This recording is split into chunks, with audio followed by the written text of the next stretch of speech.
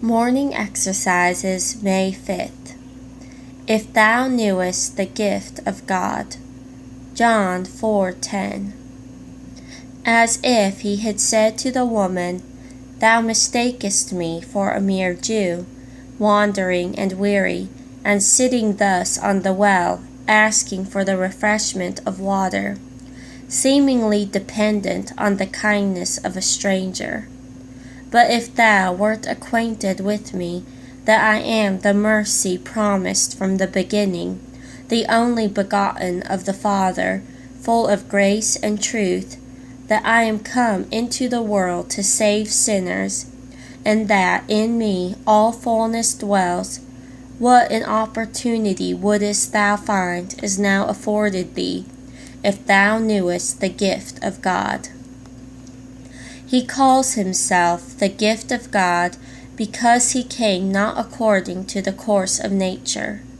A body was prepared him. A virgin conceives and bears a son, and the holy thing born of her is called the Son of God. We go also farther. A preternatural interposition might have taken place in a way of wrath. But this is what seemed most probable in the case, and would have been the foreboding of our guilty minds. But God sent not his only begotten Son into the world to condemn the world, but that the world through him might be saved. He therefore came not according to any rule of desert. A few years ago we heard much of the rights of man, and though the expression was abused and brought into contempt, there is a propriety in it. Man has rights with regard to his fellow creatures. Children have rights with regard to parents, and subjects with regard to sovereigns. A man has a right to enjoy the fruit of his labor. He has a right to worship the Supreme Being according to his conscience. But what were his rights with regard to God? What right to protection has a subject that has become rebellious? What right to wages has a servant that has run away from his master? As sinners, we had forfeited all expectation from God, except a fearful looking for of judgment and fiery indignation. We could have no right to the bread we eat or the air we breathe. What claim, then, had we upon God for the Son of his love? He was a gift infinitely free, and not only free as opposed to desert, but also as opposed to desire.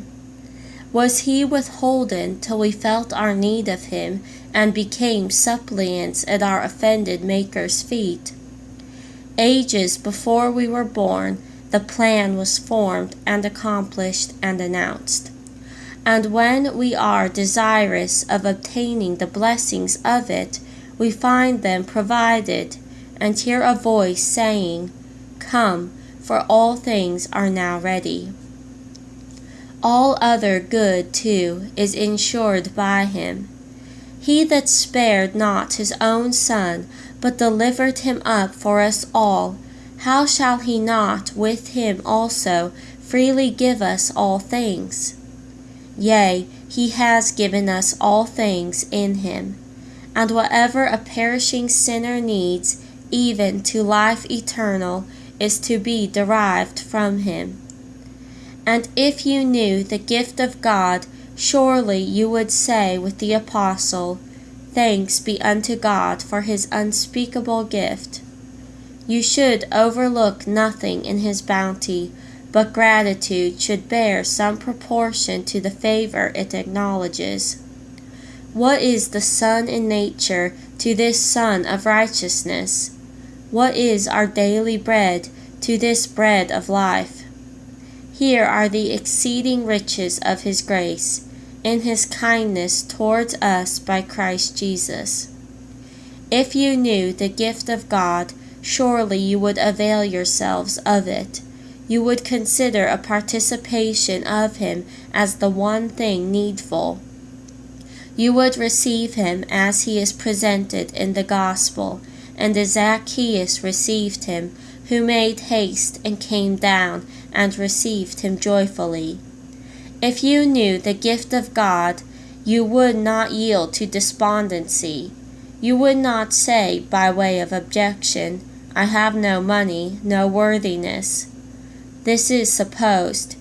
Who thinks of buying a gift, of deserving a gift, especially such a gift? If you knew the gift of God, you would make him known. You would commend him to your children, your relations, your friends, your neighbors. You would pray, let the whole earth be filled with his glory. His worth, if all the nations knew, sure the whole earth would love him too.